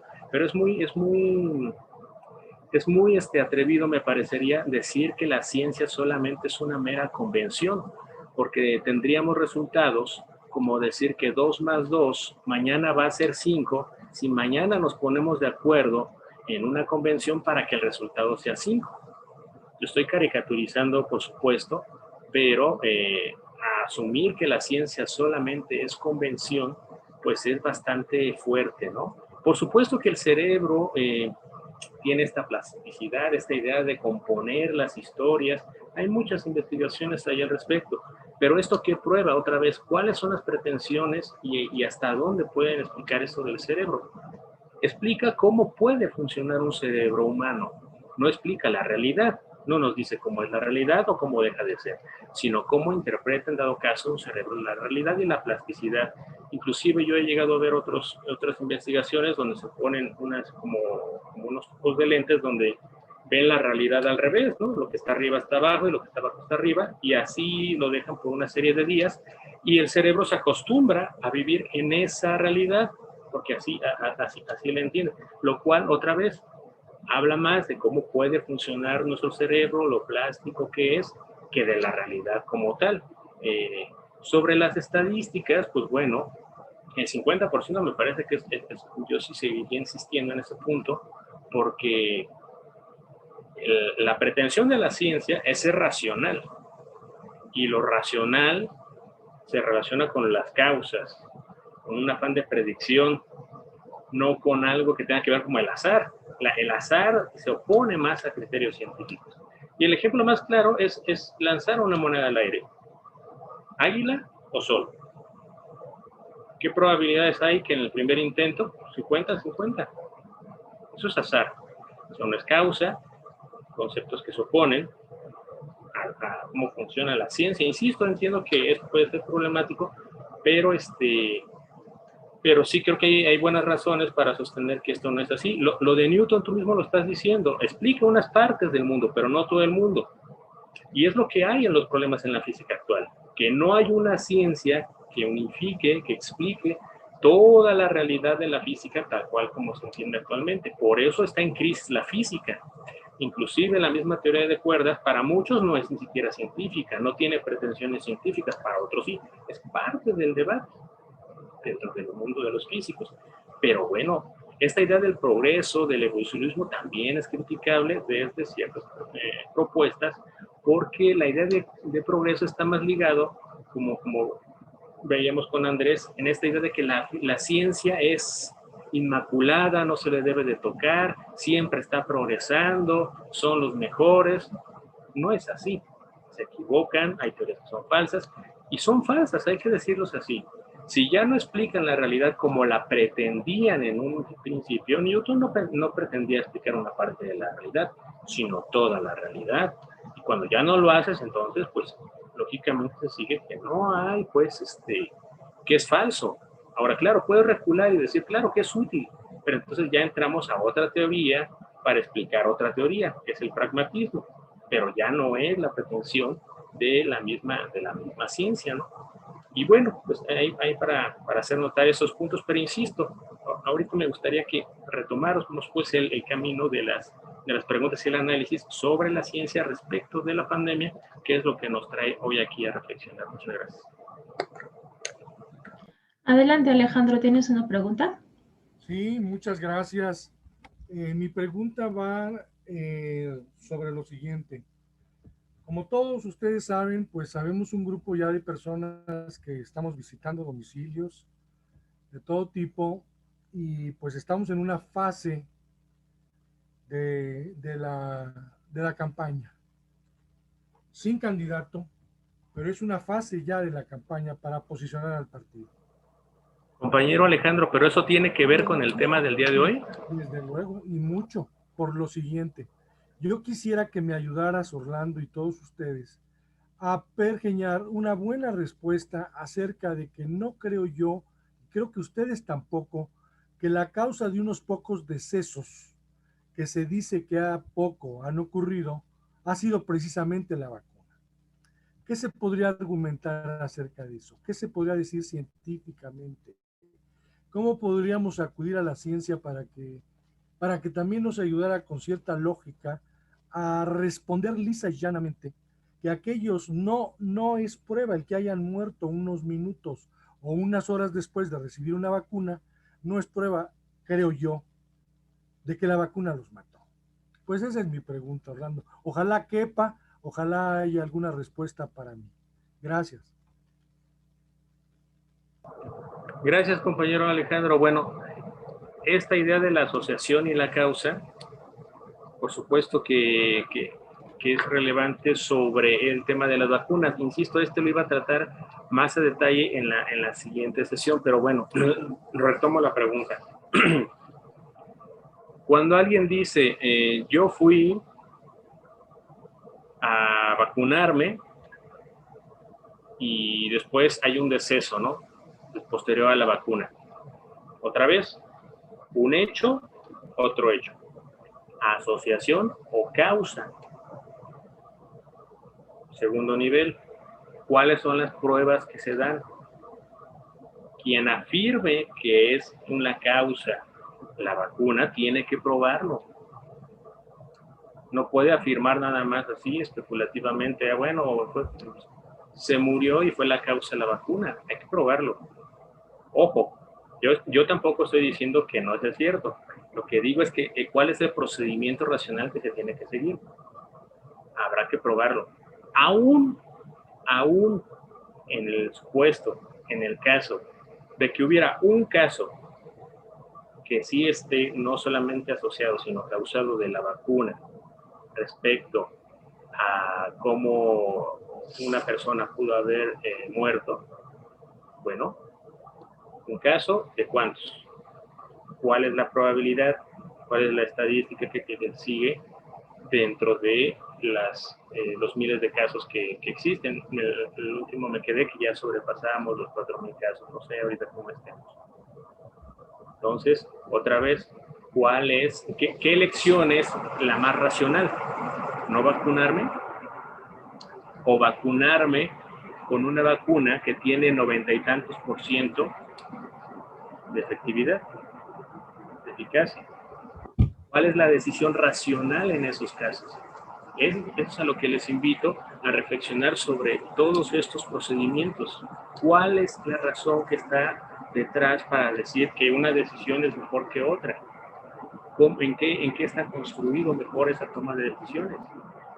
Digo, aún en esos casos. Pero lo principal, lo primero es demostrar que no es una asociación arbitraria, como decía, o no necesaria, sino que hay realmente una causa y después que se siga todo el proceso argumentativo. Gracias. Yo solo... Ya sabe la respuesta, Alejandro, cuando te lo digan.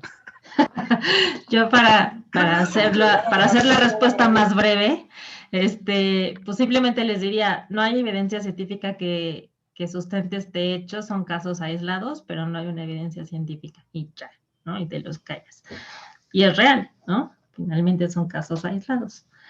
Héctor, breve, por favor. Compañeros, así ni voy a participar mejor. A ver, nada más doy números.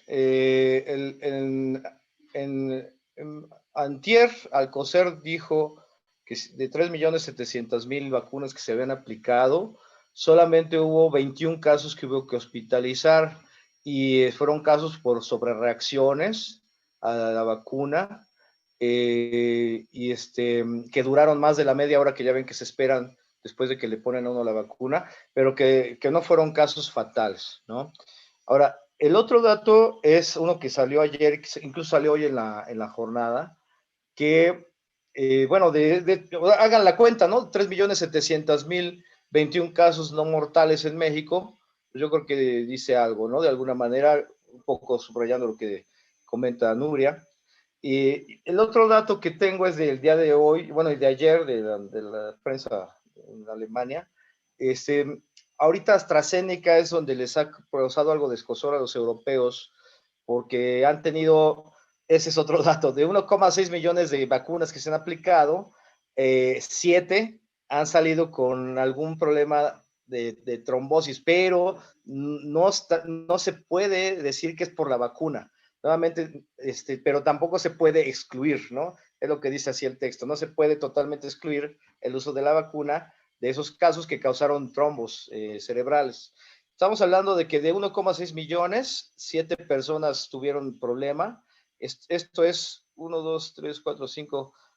Es una posibilidad en 4 millonésimas.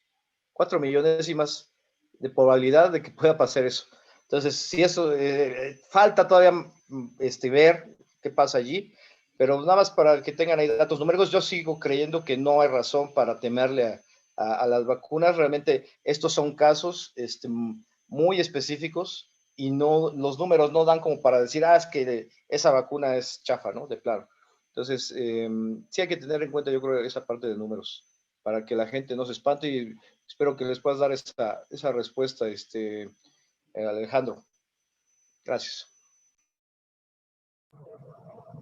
Bueno, pues ahí están las cifras que nos comparte Héctor sobre pues, el proceso de vacunación. Yo insisto solamente en esta necesidad de probar y por otro lado de la necesidad de tomar decisiones racionales. Creo que eso es muy importante, es lo que más nos puede, bueno, no más, pero sí influye bastante en nuestro propio autocuidado, en el cuidado de los que tenemos, nuestros seres queridos que están cercanos. Tomar elecciones racionales, porque insisto, porque sabemos que hay todo un mecanismo mediático de resaltar, inclusive noticioso, mercantil, de resaltar los casos negativos. Pero en general sabemos que muchas enfermedades, inclusive 2 puntos, insisto, esto yo lo voy a abordar un poquito después, pero bueno, está saliendo ahorita.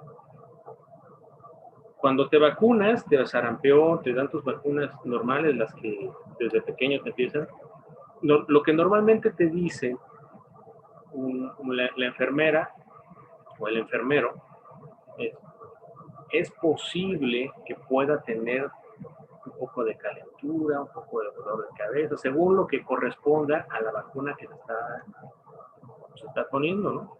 Esto no es nada del otro mundo. Digamos, les invito a investigar cómo se generan las vacunas, cómo se generaron cada una de estas vacunas en específico.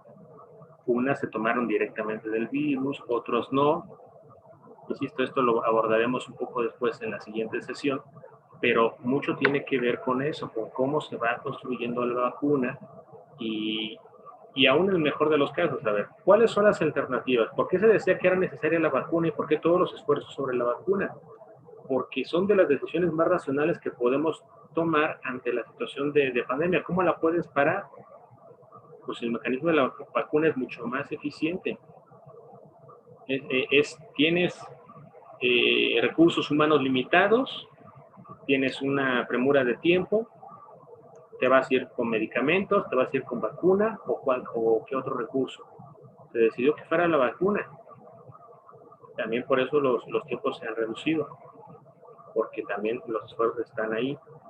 Pero otra vez, ¿qué tan racional? Es decir, yo no me vacuno porque no me garantizan al 100% que la vacuna no me va a hacer generar ningún efecto secundario. Cuando la alternativa es que las probabilidades de muerte sean mayores a que no me vacune. Yo preguntaría, ¿qué tan racional es esa decisión? Gracias. Andrés. Creo que Nirma tenía levantada la mano así. Ah, ¿No? Ajá. Oye, no, solo una cosa que has dicho que era que tiene que haber una causa, que en la causalidad, una y solo una causa, ¿no? Te he entendido. Cuando se habla de multifactorial, entonces, ¿de qué se habla? O sea, cuando se dice, no, esto es multifactorial, ¿se está diciendo, mira, no tengo ni idea? ¿O cómo interpretas eso de multicausal o multifactorial, ¿no? ¿Cómo lo interpretas?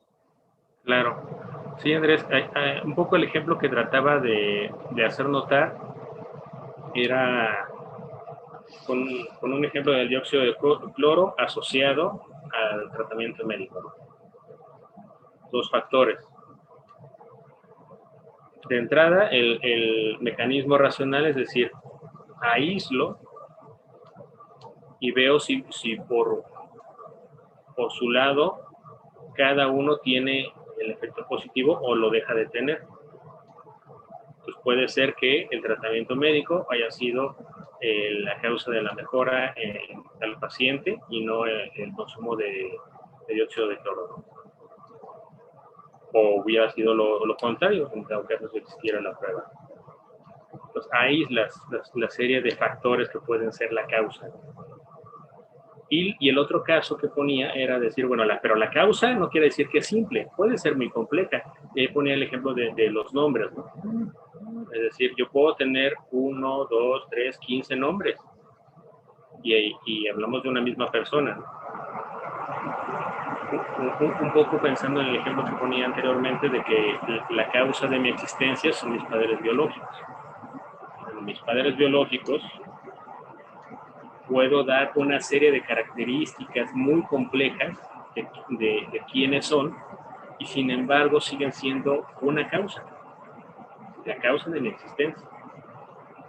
Es compleja, porque yo puedo decir simplemente mis padres biológicos o puedo desarrollar y desglosar qué significa mis padres biológicos, todo lo que implica ese concepto. O en el ejemplo de mi nombre, ¿no? Que decía, pues puedo tener 300 nombres, pero sigo siendo yo. Hablamos de una misma persona. Entonces, un poquito eran los ejemplos para ver que entonces, porque inclusive algunos medicamentos así se venden, ¿no? Hay medicamentos que se venden para la gripa que vienen con cafeína y otros no, por decir algo. Entonces, ¿por qué? Porque se cree que la combinación hace más eficiente el medicamento, por decir algo, que otros. Puede ser. Hay un estudio pasó todo el protocolo que corresponde y bueno, se da esos medicamentos. Y dan su razonamiento, da la investigación, el artículo que corresponda. Pero entonces ya hay esa combinación, dicen, es la que yo me voy a consumir en una cápsula, un jarabe o lo que sea, y me va a quitar los síntomas de la gripe, por ejemplo. Y así pudiéramos pensar en otra serie de medicamentos. Los mismos medicamentos pues están compuestos de varios elementos, ¿no? Pues hay una complejidad en esa causa, pero hay que tener bien claro cuál es esa causa para no decir que cualquier cosa entra a la hora de volver inclusive un medicamento además como la panacea de todas las enfermedades, porque si buscan, investigan en el caso del dióxido de cloro, de años anteriores se plantea que es la causa de solucionar el cáncer y muchos otros tipos de enfermedades. Es decir, hay un historial ahí interesante que uno puede investigar al respecto. Entonces, bueno, pues esa sería mi respuesta.